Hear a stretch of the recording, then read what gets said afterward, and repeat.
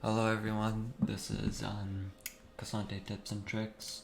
In this video, I'm just gonna go over some of the things that I learned while learning ksante. At the time of recording, it's patch 13.7, and I have around 450,000 mastery on ksante across all my accounts, including PvE. Right now, I am Grandmaster 700 LP, and I peaked 1067 LP on North America. And I'm just gonna walk through some stuff that I see a lot of people not talk about. Whether you're just starting ksante, you've played him for a while, or you really know the ins and outs of him, I guarantee you will learn something from watching this video. Okay. To start off, we can start off with some simple stuff. Let's say you're farming in lane, and like these three are the minions. Wave management is really important on ksante, and this leans a bit on macro. Let's say this middle minion is about to die. You don't want to Q it, because you see it'll hit the minions next to it. And what this does, it will push the wave. If your enemy is smart, your wave will start pushing, and that's not what you want, because ksante doesn't really have the strongest early game, so you really want the wave to be in front of your turret. So in some matchups, you really want the enemy to push to you. So if that minion is dying, you can Q diagonally, and think of ksante Q as a rectangle. It's like a long rectangle. Basically, the indicator says it like the edges, like at the very end, it like gets thinner, but that's not the case. It's just a rectangle, and basically when you Q diagonally, it kind of like hits on the very corner. So maybe I can test it here. Okay, we're gonna test like back here. Let's say I only want to hit this minion. I can like come to an angle and hit it at the corner. See, I don't hit that minion or the minions next to it. Another tip is your passive gives more range. Quite a few people know this, but just for the people that don't, your passive actually does give a bonus 25 range. Here I'm holding down A, you can see your auto attack range. And then, so you can see as I hover over enemies with the mark, the circle gets bigger slightly. You can see it move. So if I walk up here and I hold down A, you can see the circle decrease. And that's my range getting smaller because the target no longer has the passive on. So yeah, your passive gives bonus range, which is really helpful when rocking your auto in laning phase. Okay, another thing I wanted to talk about is like empowering abilities. So like this is things like Tryndamere R and Jax E, these like short durations where your enemy is empowered. It's like Jax E, for example, like he's immune to auto attacks for a few seconds. During that time, what you want to do during like Tryndamere R or Jax E, if you're next to a wall, you can either, let's see here, hold on. When Jax is E'ing you, you can try and mind games him, try to predict his E, and W it. But most of the time, that's not his like main burst. Usually Jax's main burst is like his passive proc plus W plus Sheen proc. That'll do the most damage, and that's usually what you want to W, like the most. You have to like note what the damage, like the most damage can come out from their champion. So like for Jace, when he goes in on you, he's probably his Q, his auto, like his melee Q auto, and then he's gonna like try and knock you away. You can W that, which negates his armor, or it takes away a lot of his damage, since Jace is usually a poke matchup, so when he goes all in, you can't really W anything from his poke. Usually you want to E his poke, but when he goes in with like melee form, you can W his all in, and you can also block his knockback.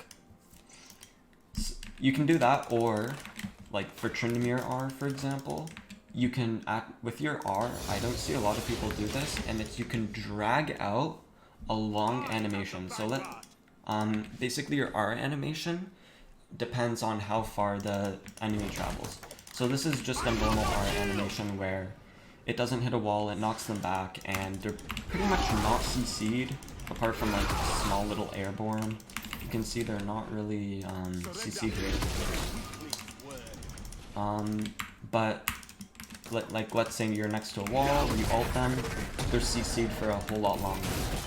So when Jax E's you, do you wanna like just ult him normally, or do you wanna like stall it out during this CC phase? Because during this part where they are traveling over the wall, they can't react to anything.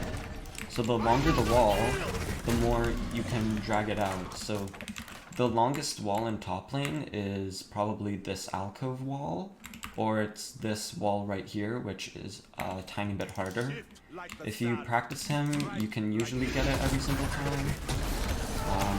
It's still probably the very hard one to consistently pull off.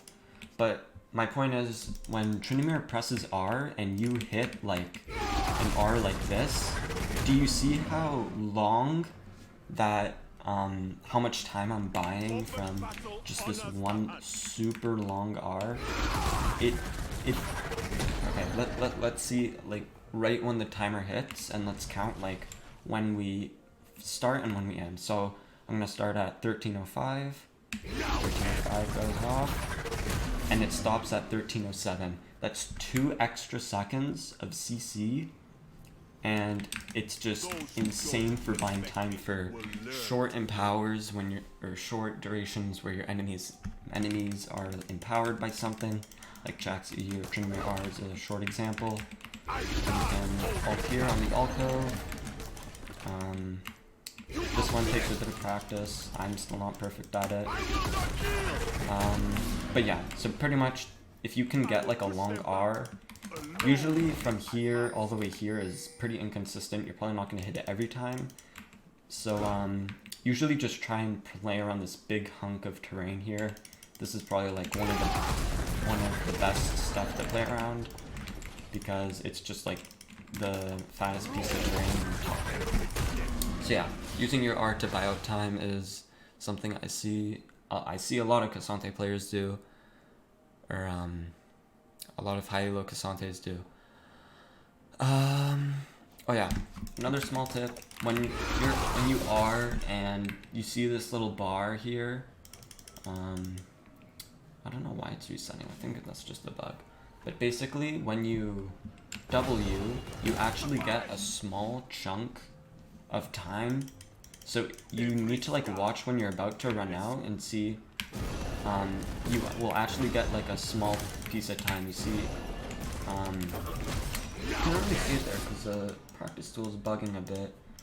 But I think this is quite a few people know this, but just in case you don't, this is really helpful because I think if you get enough CDR, you can ult 2 times during all out. I think it's like level 4 or 5. No, when your W is like level 3 and up, and you have like a CDR item, you should be able to W twice and all out. So getting this last bit of all out power is really helpful, whether you're doing like Baron or Rift Herald. It can extend like another Q auto passive, which is just more % max HP. Another thing is, I see lots of Ksantes are not confident, so they'll like get Q3 or they'll play in lane and they'll like be hesitating so much. When I first started learning Ksante, I was so bad at him. I think I dropped like 12 deaths, 10 deaths every game in PvE, and basically I just learned him until I learned his limits. I pretty much just went through all his combos, everything he could do. I played as good, and I just went super. I just played super aggressive, and I didn't know what I was doing. And eventually, I learned that ksante is not really strong 3-6, but then once you get that level 6 power spike, you're insane. Because most top laners are a bit stronger than ksante at level 6 due to him having like 330 base movement speed and a very short range. And if you want to actually like trade with them or like be aggressive, you have to like get onto them with like EWQ, and at that point your entire kit is gone. So just spend my advice is just spend a bunch of games with ksante. I think I have like 500 games. I think I played like 100 games of him on PvE. No, it's probably more like 50 or 40, 50, 60, around there. Because I really wanted to learn ksante. As soon as I saw his kit, I've just been wanting to learn ksante for a long time. Oh, another thing I see is ksantes do not utilize their mythics. So a lot of ksantes I see do this is they won't utilize their sheen blocks. If you have Cosmic Insight, this is helpful for Iceborn Gauntlet a bit, but basically when you're chain CCing someone, because with Gauntlet, you can pretty much just keep someone in an eternal slow field. And what I'll see ksantes do is they won't time their sheen with their auto attack. So here, I Q auto, you see my Iceborn goes on a small cooldown. If I do this, right here, okay, my Q, I need to make my Q a bit shorter cooldown. So if I do this, you can see if I Q auto, you see how there's no slow field? Even the smallest windows where your enemy isn't slowed, they might be able to get away. So what I recommend is here, instead of Q auto, you can see, instead of Q autoing immediately after with like no sheen proc, try to like reposition. So Q auto, and then I can Q auto, and then there's no more slow field. Instead, what you can do is Q auto, reposition, wait for your sheen to come back up, and then slow them again.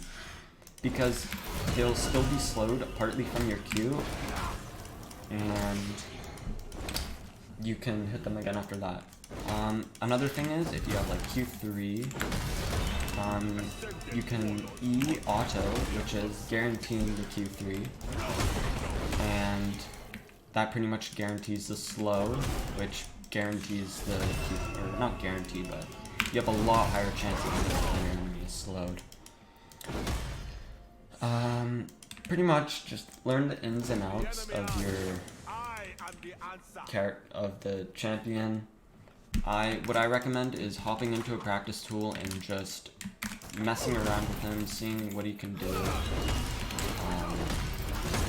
seeing what he's really strong at, what are his weaknesses. You need to evaluate like when can your opponent kill you, because that's the most important.